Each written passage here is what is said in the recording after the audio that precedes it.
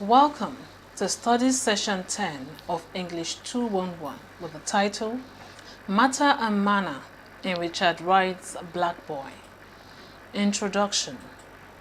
In Study Session 3, we discussed the basic tenets, forms, types and functions of the novel. We are embarking on an analysis of a paradigmatic African-American novel with a view to identifying its thematic preoccupations, technical features, elements, and enduring strengths. We will also attempt a critique of the Black Boy. It should also be able to analyze the techniques of the novel and discuss the adroit blend of matter and manner in the novel. About the author, Richard Wright. Richard Wright, the grandson of slaves, was born in Natchez, Mississippi on 4th September 1908. His father deserted the family in 1914, and when Richard was 10 years old, his mother had a paralytic stroke. The family was extremely poor, and after a brief formal education, he was forced to seek employment in order to support his mother. He later wrote, "The bleakness of the future affected my will to study. What had I learned so far that would help me to make a living? Nothing.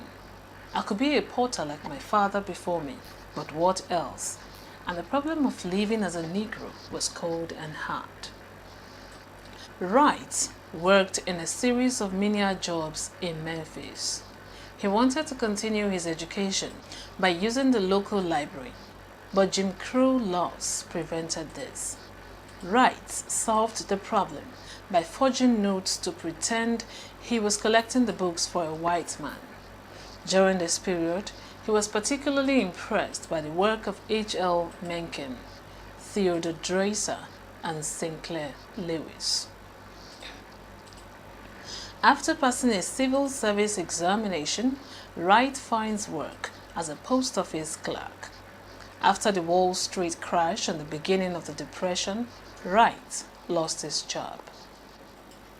For a period, he found employment with the Negro Burial Society, but that came to an end in 1931, and he was forced to go on relief. After several temporary jobs, the relief office found him work with the Federal Writers Project. This enabled him to publish his short story, Superstition, in the magazine Abbott's Monthly. In 1932, Wright began attending meetings of the literary group, the John Reed Club. He met several Marxists at the club and later that year joined the American Communist Party. His poems, short stories, and essays were accepted by various left-wing journals, including the New Masses, Left Front, and International Literature. His poem, Between the World and Me, and his short story, Big Boy Leaves Homes, are both based on the lynching of a black man that he had witnessed when he was a child. In May 1937, Wright moved to New York, where he became Harlem editor of the Daily Worker and a new literary quarterly, New Challenge. The following year, Uncle Tom's Children, a collection of short stories about racism in the United States, was published. In 1940, Bright and Morning Star was published, and Wright announced that all royalties would be used to help to pay the appeal cost of L. Browder, the General Secretary of the American Communist Party, who had been sentenced to 4 years in prison for misusing a passport. Wright's novel, Native Son, was accepted by the publishers Harper in 1940. The Book of the Month Club selected the novel as its March selection, therefore ensuring large sales and publicity. Over 250,000 copies were sold within 4 weeks, making it the fastest-selling Harper novel in 20 years. Evan Howe argued, the day Native Son appeared, American culture was changed forever. no matter how much qualifying the book might later need, it made impossible a repetition of the old lies. In all its crudeness, melodrama, and claustrophobia of vision, Richard Wright's novel brought out into the open, as no one ever had before, the hatred, fear, and violence that have crippled and may yet destroy our culture.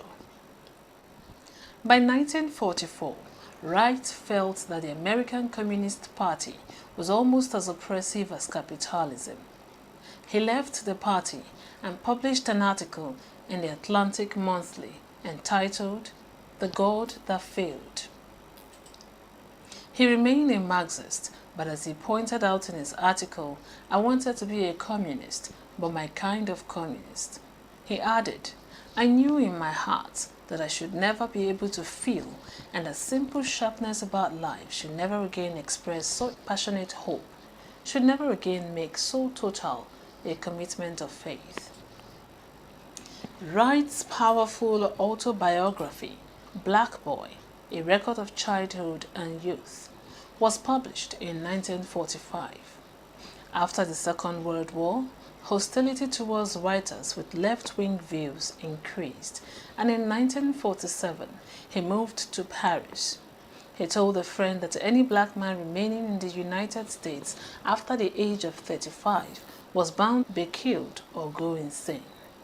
In Paris, he joined a group of black writers and artists that included James Baldwin, Chester Himes, and Ollie Harrington.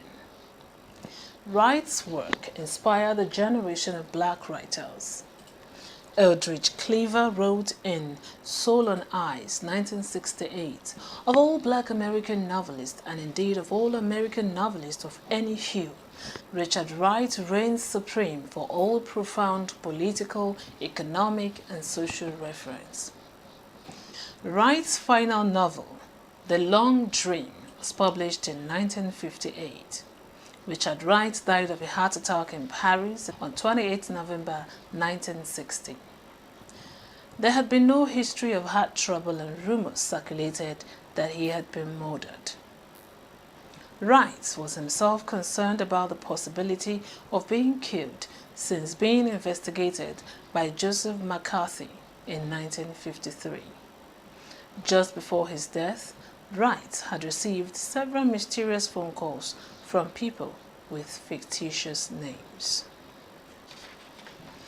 Analysis of Black Boy. First, subject matter. Black Boy focuses on the life and history of an international American writer, Richard Wright. He gives a chronological narration of formative years, starting with his accidental setting of his family house on fire at the age of 6. It also dwells on his fighting with others for autonomy. He fights for justice at home, in church, and even in school. It is also seen in the text the ordeal of being black in a world dominated by Southern whites. By this, he is able to narrate the experience of poverty, isolation, ruthlessness, racial discrimination or segregation, torture, brutality, violence, and death. As it denied the identity of black in America, it is a shot of binary dichotomy. The text is written as a quest for the liberation of the mind and the human spirit. He uses the book to liberate himself and his society. It is a work of condemnation of mind. Black Boy is a tragic and harrowing autobiographical story of a young Negro, Richard, growing up in a difficult and treacherous world dominated and controlled by the whites.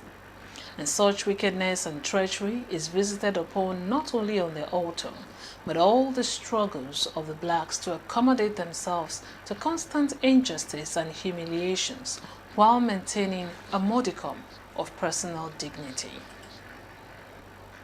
The book has a theme of exploitation and defeat, as well as triumph at the end. There is also the theme of racism in the text. because the black boy gets the sole purpose of survival to make enough money to be where he could be himself. Wright grew up in a deep, dirty South, the Jim Crow South of the early 20th century. From an early age, Richard Wright was aware of two races, the black and the white. Yet, he never understood the relationship between the two races. This ignorance got him into trouble many times. When in Memphis, Wright reluctantly assumed the role that the society dictated for him, the role of a black boy. As a young teenager, he says, "I dreamed of going north and writing books and novels. The north symbolized to me all that I had not felt and seen." In the text, Wright admits that his goal was not to go to the north, but to escape the south. He believed that the north was a harbor for the racial prejudices and injustices that characterized the south. His ultimate and all-consuming goal was to reach the north. To achieve this, he betrayed his moral beliefs, doing things and falling victim to powers and beliefs that he said he never would, such as the sins his grandmother talked about for the first time in his life. The story is in the convention of socialist realism. This is because Richard Wright mirrors the evils in the society and suggests the possible solutions to them. The story is semi-autobiographical because the reader encounters some of the historical facts of the author, and the author makes use of the first-person narrative techniques. It therefore shows that the author tells his own story. The manner. The story is a fiction that combines fact and fiction together. This is a text of protest in the sense that it condemns the problem of racism in America. This protest literature, which aims at condemning racism and perpetual enslavement of the blacks, is narrated in simple, straight, and direct diction. The story is not sensational, but couched in a language that mirrors the unpredictable background and attitude of the author. Even the title of the book, Black Boy, which though is simple, gives us an image of color prejudices of the white man against African Americans. There is also the use of archetypal character. Richard represents African Americans and all the oppressed people. He shows the suffering of black people through his own life because suffering is an integral part of his life. The black is tortured by the white, and they are not given the same consideration in terms of social, economical, political, and educational opportunities. Richard, as a member of the black race, suffers a lot of discrimination in America, and later he summons the courage to fight against the dehumanization before he finally gains freedom. The illness which attacked our main protagonist here in the novel, that is Richard, is symbolic of the poverty, penury, color discrimination, and social degradation of African Americans as a whole, who reside forcefully more or less in the southern states of America. Being a notable writer on racism, it is expected that the use of details and imageries would help bring home the message contained therein. Thus, the house looked black and hostile, while the absence of flowers in the city makes the whole place look dead. The story is narrated in a first-person point of view. Throughout the story, it is the narrator who narrates and uses the pronoun I or we. This point of view makes the story authentic. However, its limitations are obvious because a narrator can only present actions in which he participated in or which he was told of. In the latter case, he mentions his source. Consequently, the story revolves around the narrator, Richard.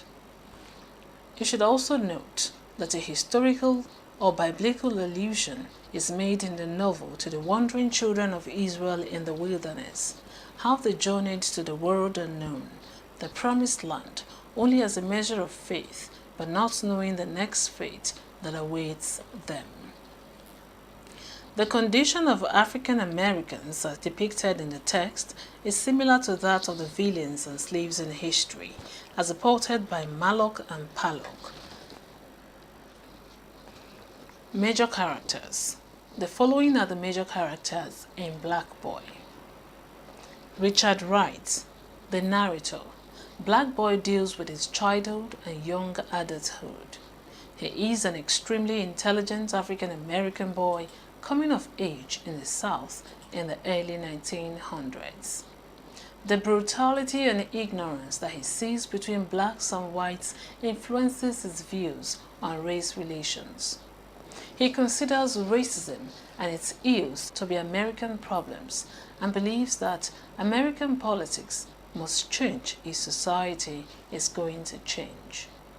He joins the Communist Party because he thinks the Communist Party of any political body most taps into the hunger of humankind, what people want out of life. He finds ignorance and violence within the party as well, but remains hopeful. Another major character is Ella Wright, Richard Wright's mother. She is a dark figure in Wright's life, administering extreme beatings when he gets into childhood trouble, guilt-tripping him into attending church and refusing to answer any question about their past or current environment. For a curious child, she is a stifling presence. After suffering a stroke, she is bedridden. She remains with Wright throughout the book, moving from apartment to apartment and gradually becoming more understanding of his life. Another major character is Granny. Granny, who sometimes lives with her family, is Richard's mother to an extreme. She beats him casually and berates him, telling him he is full of sin. A Seventh-day Adventist, she is a ridiculous and frustrating figure when she bans books from the house and forbids Richard to get a job on Saturday Sabbath, even though they are starving. Another major character is Father. Wright's father, though he does not appear much in the book, is an important figure in his development. He is first seen as a lawmaker, and Wright is terrified of him. After he abandons his family to live with another woman, Wright finds him a pathetic example of a man who responded to the struggle of being black by drinking and womanizing. Wright views his father as something he does not ever want to become. Another major character is Aunt Addie. Aunt Addie is just one of the many characters who tries to discipline Wright. His aunt, but also his teacher in Sunday school, she too beats him indiscriminately when his attitude offends her. Finally, though, he lashes out against her for good, threatening to kill her if she hits him once more. This showdown plays a big part in the family's gradual decision that Wright is a lost cause. By the time he has moved out of the house, he is considered by many family members to be a lost soul. Let us now take a look at some minor characters. Griggs. Griggs is a classmate of Wright's. He tries to show Wright how to get along with white people so that he won't make them angry. He is an intelligent boy who differs from Wright in that he is willing to play the role designed for him by whites, laugh and be cheerful in public, but hates whites passionately behind their backs. He explains to Wright that what whites most want is deference. They want to be shown that blacks know they are white. Another minor character is Shorty, a black man who works with Wright in a hotel. He, like Griggs, is intelligent and yet totally submissive to whites. He is more than willing to act the clown. He claims to hate racist whites, but will never leave the South because he says he is too lazy. Mr. Olin, one of the white men Wright works with at an optician's shop in Memphis. As a joke, Olin tells Wright that Harrison, one of the other black boys at the shop, is angry at him and is waiting with a knife for him. Olin gives Wright a knife and meanwhile tells Harrison the same story and also gives him a knife, hoping that they will kill each other. When Wright finds out about the plan, he realizes how brutal and scheming white men can be and cannot trust them for years to come. Another minor character is Mr. Hoffman, a Jewish man who owns the Chicago store where Wright works as a porter. Although he and his wife are not racist, Wright does not trust their motives and expects them to beat or dismiss him at any time. They are the first genuinely nice white people he has met, and he is frightened of them. Another minor character is Ross, a young black communist who is put on trial for vague offenses like counter-revolutionary activity. Wright uses him as the subject of a character sketch trying to hit on why Rose became a communist. Essentially, he is trying to gain an intimate understanding of Rose's character. Another minor character is Buddy Nielsen, a communist leader who Wright sees as a close-minded and ignorant. He directs other communists to terrorize Wright, threatening him off jobs and inviting him to rallies just so they can reject him again. He represents the many other communists who act brotherly but who are merely serving their own political interest. We have now come to the end of study session 10. In this study session, we examined the content and form of an African-American novel, Richard Wright's Black Boy. We dwelt on the biography of the novelist with a view to identifying the instances of nexus between the writer's life and the story. It is discovered that the novel is quasi-autobiographical. We also investigated the techniques employed in the novel. In this study session, we also examined the interface of matter and manner in the novel.